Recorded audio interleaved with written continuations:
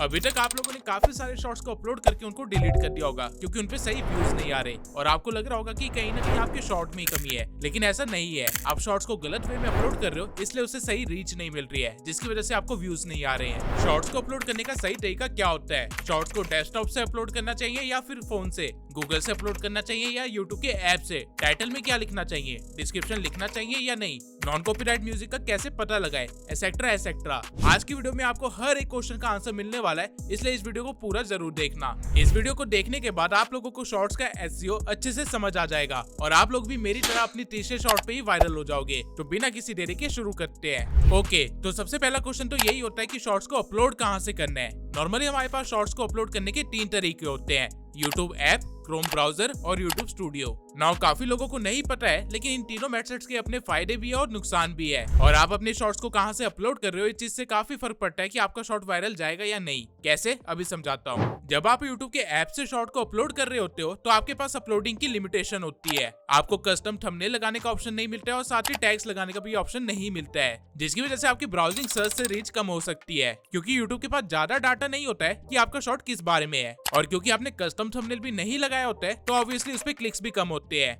यानी कि आप अपने पोटेंशियल व्यूअर्स को लूज कर देते हो। अब आपको लग रहा होगा कि YouTube ऐप में लिमिटेशन है, तो क्रोम ब्राउजर खोल के उसमें डेस्कटॉप मोड में जाके YouTube में लॉगिन करके तब शॉर्ट को अपलोड कर देते हैं। लेकिन रुकिए, यहाँ पे भी एक कमी है। अगर आप डेस्कटॉप मोड में जाके शॉर्ट को अपलोड करते हैं तो आपको टैग्स और डिस्क्रिप्शन और कस्टम थंबनेल का ऑप्शन तो मिल जाएगा, लेकिन आप लोगों को शॉर्ट्स के स्पेसिफिक टूल्स नहीं मिलेंगे, जो कि है सॉन्ग्स, फिल्टर्स या टेक्स्ट। यानी कि आप अपने शॉर्ट में ट्रेंडिंग सॉन्ग्स नहीं लगा पाएंगे, जिसकी वजह से आपको जो रीच और व्यूज मिल सकते थे वो आपको नहीं मिलेंगे। और YouTube स्टूडियो के साथ भी सेम सिनेरियो है।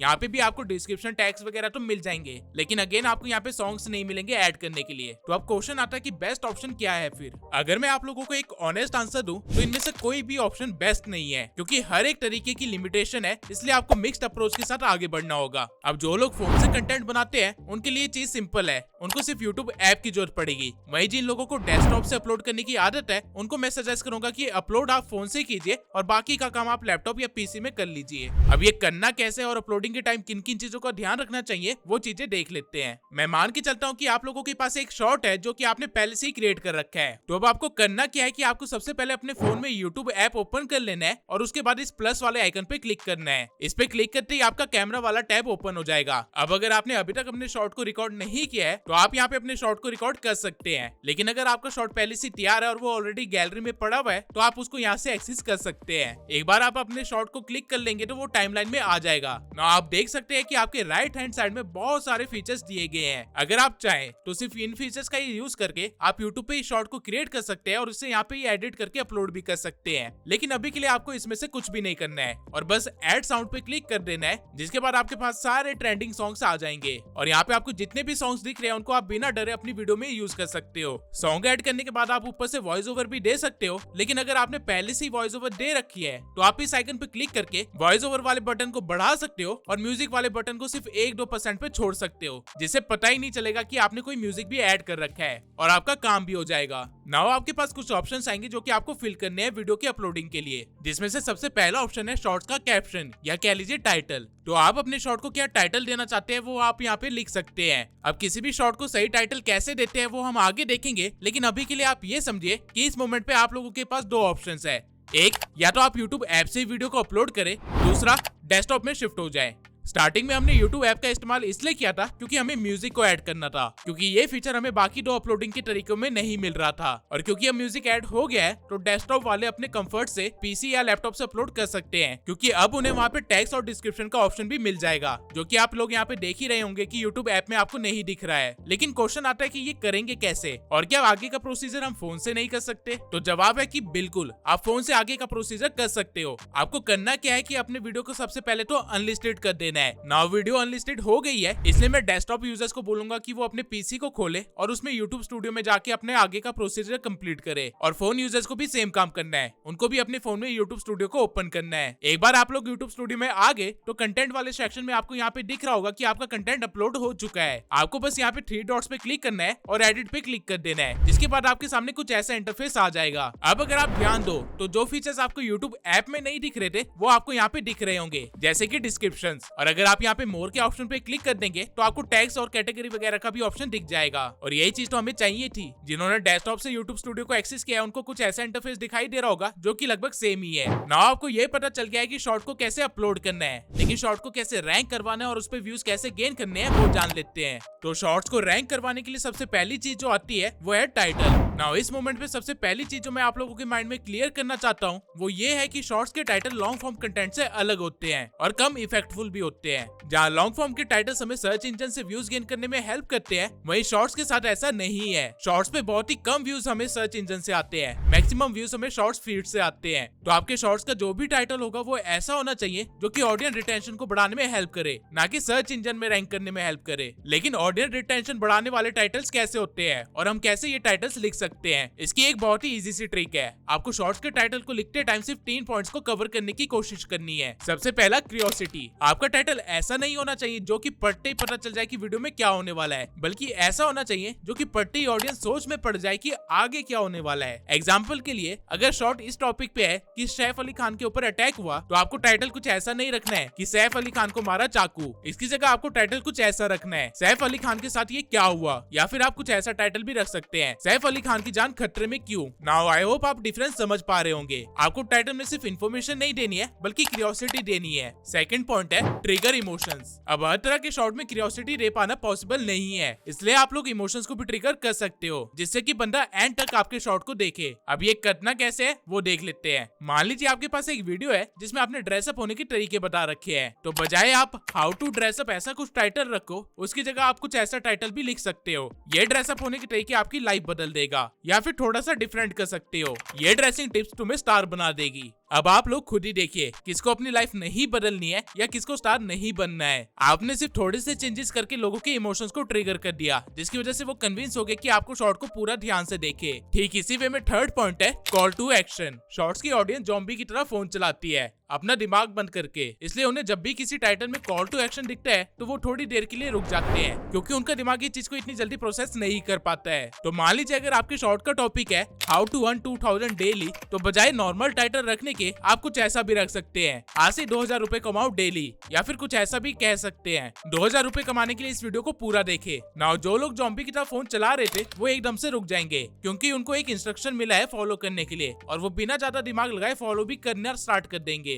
अगर आप सिर्फ इन 3 पॉइंट्स को भी ध्यान में रखते हैं तो आपके टाइटल 0 से हीरो बन जाएंगे और आपकी एवरेज व्यू ड्यूरेशन भी काफी ज्यादा इंक्रीज हो जाएगी। अगर आप इस तरह के टाइटल आइडियाज नहीं सोच पा रहे हैं तो आप चैट जीपीटी की भी मदद ले सकते हैं। आपको बस चैट जीपीटी के पास जाके उसे बताना है कि आपका शॉर्ट किस बारे में है, और उसके बाद आप उसे इंस्ट्रक्शन दे सकते हैं कि मुझे इस शॉर्ट के लिए टाइटल सजेस्ट करो जो कि इंसानों की क्यूरियोसिटी बढ़ाए या फिर उनके इमोशंस को ट्रिगर करे। आपको चैट जीपीटी पे काफी सारे आइडियाज मिल जाएंगे। नाउ टाइटल के बाद जो काम करना होता है वो होता है डिस्क्रिप्शन का। लेकिन अब मैं आप लोगों को डिस्क्रिप्शन के बारे में बताऊं उससे पहले मैं आप लोगों को एक ऐसे एआई टूल के बारे में बताना चाहता हूं जो कि आपके वीडियो बनाने की मेहनत को 90% कम कर देगा और सिर्फ एक प्रॉम्प्ट के बेसिस पे आपको पूरी वीडियो बना के दे देगा। मैं बात कर रहा हूँ इनवीडियो एआई की। इनवीडियो एआई एक टेक्स्ट टू वीडियो एआई है जहाँ पे आप सिर्फ एक प्रॉम्प्ट लिख के अपना कंटेंट बनवा सकते हो। अगर आप डिस्क्रिप्शन में दिए हुए लिंक से इनवीडियो की ऑफिशियल वेबसाइट पे आते हो तो आपके सामने कुछ ऐसा इंटरफेस होगा। अब यहाँ पे आपको जो सबसे पहली चीज इंश्योर करनी है वो ये है कि आप इनवीडियो का वर्जन 3 इस्तेमाल कर रहे हो, जो कि इनका लेटेस्ट वर्जन है और आपको जनरेटिव मीडिया का भी एक्सेस देता है। ये जो एरिया है यहाँ पे आपको अपना प्रॉम्प्ट या टेक्स्ट लिखना होता है और आप यहाँ पे कुछ भी लिख के किसी भी टाइप की वीडियो बनवा सकते हो। इसके अलावा नीचे आपको काफी सारे वर्क फ्लोज दिख जाएंगे जिसको यूज करके आप अपना कंटेंट बनवा सकते हो। लेकिन अभी के लिए हम वापस जाएंगे और प्रॉम्प्ट वाले एरिया में एक प्रॉम्प्ट दे देंगे। मैं एक छोटी सी हॉरर वीडियो जनरेट करवाना चाहता हूँ, तो वो चीज मैं यहाँ पे लिख दूंगा। अब अगर आप लोग ध्यान दे तो मैंने इस प्रॉम्प्ट में कुछ ज्यादा डिटेल्स नहीं दी है, ना ही इसे कोई स्क्रिप्ट दी है, ना ही इसे ये बोला है कि क्या करना है। मैंने इसे सिर्फ एक स्टोरी लाइन दे दी है और ये करने के बाद मैं बस जनरेटिव वीडियो पे क्लिक कर दूंगा, जिसके बाद ये एआई मेरे इंस्ट्रक्शंस को एनालाइज करके वीडियो जनरेशन के प्रोसेस में लग जाएगा। लेकिन उससे पहले ये मेरे से थोड़े से और इन्फॉर्मेशन लेगा, लाइक वीडियो कैसी होनी चाहिए, कितने मिनट की होनी चाहिए और किस प्लेटफॉर्म के लिए बना रहे हो। एक बार आपने ये सिलेक्ट कर लिया फिर आपको बस आराम से बैठ जाना है, क्योंकि कुछ ही मिनट्स के बाद आपके सामने कुछ ऐसा रिजल्ट होगा। I am Father Miguel Alvarez, exorcist for the Spanish Catholic Church. What I'm about to recount, it still haunts me to this day. When I arrived in India, I was unprepared for what awaited me. Please, Father, save my son. He's not himself anymore. The moment I saw the young man, I knew this was no ordinary possession. You cannot save him, priest. He belongs to me now. The demon spoke perfect Spanish. This was unlike any possession I had encountered before. My initial attempts at exorcism failed. The demon's power was overwhelming. Your god has no power here, Alvarez. I delved into the demon's origins, uncovering a dark history that stretched back to the Spanish Inquisition. Each revelation brought me closer to understanding the evil I faced, and further from my own convictions. You think you know evil, priest? I am evil incarnate. In that moment, as the demon revealed its true form, I felt my faith waver. The room grew cold. Shadows danced on the walls. I knew the final battle had begun. I called upon every ounce of faith I had left, every prayer I had ever learned. You cannot defeat me. I am eternal. The battle that ensued, it changed me forever. In the end, we prevailed, but at what cost? The young man was freed, but I was no longer the same. Sometimes I wonder, did we truly banish the demon? Or did it simply find a new host? And in my darkest moments, I fear that new host might be me. है ना मजेदार। आप even edit के option पे click करके specifically किसी भी clip को, साउंड को, बैकग्राउंड म्यूजिक को या स्क्रिप्ट को एडिट कर सकते हो और आपकी पूरी वीडियो में उसके अकॉर्डिंग चेंजेस हो जाएंगे ऑटोमेटिकली। लेकिन आपको अगर इतनी मेहनत भी नहीं करनी है तो नीचे आपको एक कमांड बॉक्स दिया गया है जहाँ पे आप कुछ भी कमांड दोगे तो वो एग्जीक्यूट हो जाएगा। फॉर एग्जाम्पल अगर मैं कहूँ कि वॉइस ओवर को चेंज करके स्पेनिश में कन्वर्ट कर दो तो कुछ सेकंड्स बाद ही मेरे सामने ऐसा रिजल्ट मिलेगा। Soy el padre Miguel Álvarez, exorcista de la Iglesia Católica Española. Lo que estoy a punto de contar todavía me atormenta hasta el día de hoy. Cuando llegué a la India, और सिर्फ इतना ही नहीं, आप इन video में अपनी voice को clone करवा के भी वीडियो जनरेट करवा सकते हो। फॉर एग्जांपल अगर मैं इसे कहूँ कि change voice over to Parveen's voice over तो कुछ सेकंड्स के अंदर मेरे सामने ऐसा रिजल्ट आ गया। Ay, soy el padre Miguel Álvarez, exorcista de la Iglesia Católica Española. ¿Me entiendes? Lo que estoy a punto de contar todavía me atormenta hasta el día de hoy. Mae. मुझे तो Spanish बोलनी भी नहीं आती, still मैं इस language में अपनी वीडियो जनरेट करवा सकता हूँ। और जब आप अपने रिजल्ट से सेटिस्फाई हो जाए तो आप यहाँ पे क्लिक करके अपनी वीडियो को डाउनलोड भी कर सकते हैं, वो भी 1080p में। इन वीडियो ठीक इसी तरह आपको काफी सारे फीचर्स देता है, जैसे कि वॉइस क्लोन करने का फीचर, टेक्स्ट से क्लिप जनरेट करने का फीचर, इमेज जनरेशन का फीचर एंड एसेट्रा एसेट्रा। आप लिटरली में चाहें तो इन वीडियो पे मूवीज बना सकते हैं और इसके ऊपर तो मैंने एक डेडिकेटेड वीडियो पहले भी बना रखी है। और अगर आप शॉर्ट्स के चैनल पे काम कर रहे हैं तो आप खुद ही सोचिए कि आपके पास कितने अनलिमिटेड आइडियाज है जो आप यहाँ पे जनरेट करवा सकते हैं, वो भी मिनट्स के अंदर। बिना मेहनत की आपके पास शॉर्ट्स का भंडार लग जाएगा। जनरेटिव मीडिया का फायदा आपको सिर्फ $96 पर मंथ से मिल सकता है और अगर आप डिस्क्रिप्शन में दिए हुए लिंक और कूपन कोड का इस्तेमाल करते हैं तो आपको थोड़ा बहुत डिस्काउंट भी मिल जाएगा। तो अभी जाके इन वीडियो एआई पे काम करना स्टार्ट कर दीजिए। नाउ आप लोगों ने इन वीडियो से शॉर्ट्स बनाना तो सीख लिया, लेकिन अभी अपलोडिंग का काम पूरा नहीं हुआ है। अपलोडिंग में हमने टाइटल तो देख लिया था, लेकिन डिस्क्रिप्शन अभी भी बाकी है। अब काफी सारे लोग सोचते हैं कि डिस्क्रिप्शन तो दिखाई नहीं देता शॉर्ट्स में, तो यहाँ पे क्या ही लिखना है, लेकिन ऐसा नहीं करना है। डिस्क्रिप्शन एक बहुत ही इंपॉर्टेंट पार्ट होता है किसी भी शॉर्ट का। तो डिस्क्रिप्शन लिखने का एक बहुत ही सिंपल सा पैटर्न है जो कि आप हर बार फॉलो कर सकते हो। सबसे पहले तो आपका जो भी टॉपिक है उससे रिलेटेड आपको 2 टाइटल्स लिखने हैं डिस्क्रिप्शन में, लेकिन जिस तरह शॉर्ट्स के टाइटल लिखते हैं वैसे नहीं, जिस तरह हम लॉन्ग वीडियोस के टाइटल लिखते हैं उस तरह। फॉर एग्जाम्पल अगर शॉर्ट मेक मनी ऑनलाइन के बारे में है तो टाइटल तो आप इसका कुछ ऐसा रखोगे कि घर बैठे लाखों कमाओ, लेकिन डिस्क्रिप्शन में आपकी पहली लाइन ये नहीं होनी चाहिए। डिस्क्रिप्शन में आपकी पहली लाइन कुछ ऐसी होनी चाहिए, how to make money online in 2025, how to make money as a beginner. Now ये दोनों ही टाइटल्स लॉन्ग फॉर्म कंटेंट के टाइटल जैसे हैं और ऐसे टाइटल लिखने के पीछे का एक रीजन भी है जो कि मैं आप लोगों को अभी बताता हूँ। अगर आज आप लोग YouTube पे जाके कुछ भी टॉपिक सर्च करोगे तो आपको उससे रिलेटेड लॉन्ग वीडियोस बाद में दिखती है, लेकिन शॉर्ट्स पहले सजेस्ट होते हैं। पर अगर आपके शॉर्ट का टाइटल ही थोड़ा सा यूनिक हो या थोड़ा सा चटपटा हो तो ऑब्वियस सी बात है कि कुछ भी सर्च करने पे वो रैंक नहीं करेगा, क्योंकि टाइटल तो वो चीज को रिफ्लेक्ट नहीं कर रहा है। तो इसी मोमेंट पे काम आता है डिस्क्रिप्शन। अगर आपने डिस्क्रिप्शन में टाइटल्स नहीं लिखे होंगे तो इससे होगा ये कि जो भी व्यूज आप गेन कर सकते थे सर्च की वजह से वो आप मिस कर दोगे। अब एक बार आपने 2-3 टाइटल्स लिख दिए जो कि हाईली सर्च टाइटल्स हो, उसके बाद आपको अपनी स्क्रिप्ट यहाँ पे कॉपी पेस्ट कर देनी है। जो भी आपने अपने शॉर्ट में बोला है वो वर्ड टू वर्ड यहाँ पे आपको कॉपी पेस्ट कर देना है। अब ये करने के पीछे का रीजन ये है कि अगर आपने शॉर्ट में किसी टॉपिक के बारे में बात करी है तो ऑब्वियसली आपने उससे रिलेटेड काफी सारे कीवर्ड्स यूज किए होंगे, और अगर आप उस चीज को डिस्क्रिप्शन में डाल देते हो तो यूट्यूब भी पढ़ पाएगा कि आपने अपने शॉर्ट के अंदर क्या कहा है, जिससे आपकी वीडियो के लिए रैंक करना आसान हो जाएगा। नाउ स्क्रिप्ट कॉपी पेस्ट करने के बाद आपको वो करना है जिसके लिए डिस्क्रिप्शन बना था। आपको रिलेटेड कीवर्ड्स या सर्चेस यहाँ पे लिखने हैं। जैसा कि आप लोग देख सकते हैं कि ये शॉर्ट मूवी एक्सप्लेनेशन का था, तो मूवी एक्सप्लेनेशन नीश में जो ट्रेंडिंग कीवर्ड्स है या सर्चेस है वो मैं यहाँ पे लिख दूंगा। आपको रिलेटेड कीवर्ड्स vidIQ के थ्रू मिल जाएंगे। vidIQ में आपको बस कीवर्ड वाले सेक्शन में जाना है और जो भी आपका टॉपिक है या जिस चीज से भी रिलेटेड आपका चैनल है वो यहाँ पे लिख देना है और उससे रिलेटेड आपको यहाँ पे कीवर्ड्स दिख जाएंगे जो कि आप डायरेक्टली कॉपी पेस्ट कर सकते हो अपने डिस्क्रिप्शन में। ना आपको मेक श्योर करना है कि आप डिस्क्रिप्शन की पूरी स्पेस को कीवर्ड से न भर दे। आपको बस 10 से 12 ऐसे रिलेटेड कीवर्ड्स और सर्चेस लिखने हैं, उससे ज्यादा नहीं। ना ये करने के बाद आता है लास्ट स्टेप डिस्क्रिप्शन का, जो कि है हैशटैग। मैं पर्सनली सजेस्ट करता हूँ कि आप लोग सिर्फ 3 से 5 हैशटैग ही डालें डिस्क्रिप्शन में, उससे ज्यादा ना डालें। उन 5 हैशटैग के अंदर ये 2 हैशटैग होना बहुत ही जरूरी है। सबसे पहला हैशटैग शॉर्ट्स और दूसरा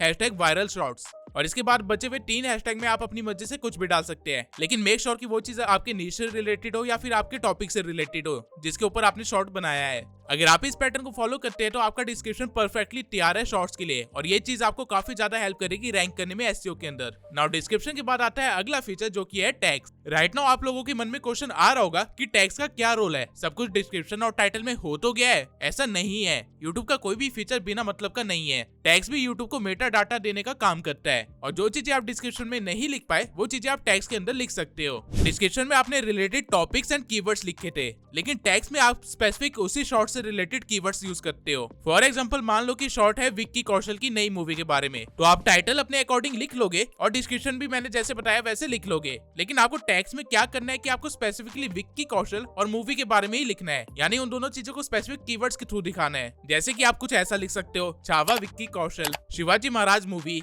Vicky Kaushal new movie, Vicky Kaushal in Chhaava trailer, etcetera etcetera. Easy language में आप ये समझ लीजिए कि जो चीजें आप डिस्क्रिप्शन में नहीं लिख पाए थे वो आपको टैग्स में लिख देने हैं, लेकिन छोटे छोटे कीवर्ड्स के थ्रू। नाउ यहाँ से आपके टैग्स भी कंप्लीट हो गए। मेक श्योर कि आप लोग मैक्सिमम टैग्स का इस्तेमाल करें। यहाँ पे आपको 500 टैग्स की कैपेसिटी दी जाती है और अगर हो सके तो आप लोग 400 प्लस टैग्स ही इस्तेमाल किया करें। नॉइस के बाद आपको मोर ऑप्शंस के अंदर ही शॉर्ट्स रीमिक्सिंग का एक ऑप्शन दिख जाएगा, तो आपको इसे अलाउ पे क्लिक कर देना है, क्योंकि इससे फ्यूचर में आप लोगों का ही फायदा होगा। जब भी कोई आपकी वॉइस को यूज करके अगर कुछ भी शॉर्ट्स बना रहा है तो इससे आपको भी रीच मिलती है। कैटेगरी आप अपनी नीश के अकॉर्डिंग चूज कर सकते हैं और कमेंट्स को ऑन ही रखना, क्योंकि ये एंगेजमेंट बढ़ाने में आपकी हेल्प करेगा। लाइसेंस स्टैंडर्ड यूट्यूब लाइसेंस रहेगा और यहाँ पे एम्बेडिंग को भी अलाउ कर देना। नाउ टेक्निकली आपने अपने शॉर्ट्स का सारा एसईओ कर लिया है और आपका शॉर्ट धमाल मचाने के लिए बिल्कुल तैयार है, लेकिन अभी भी एक चीज बाकी है, थंबनेल। अगर आप लोगों ने कभी ध्यान दिया होगा तो यूट्यूब शॉर्ट्स पे कई बार तो थंबनेल की वजह से ही व्यूज आ जाते हैं, क्योंकि लोगों ने काफी चटपटे थंबनेल्स लगाए होते हैं। तो आपको भी मेक श्योर करना है कि आप कुछ ऐसा थंबनेल लगाए जो कि लोगों की क्यूरियोसिटी को और ज्यादा इंक्रीज करे। अगर आपके पूरे शॉर्ट में ऐसा कुछ नहीं भी है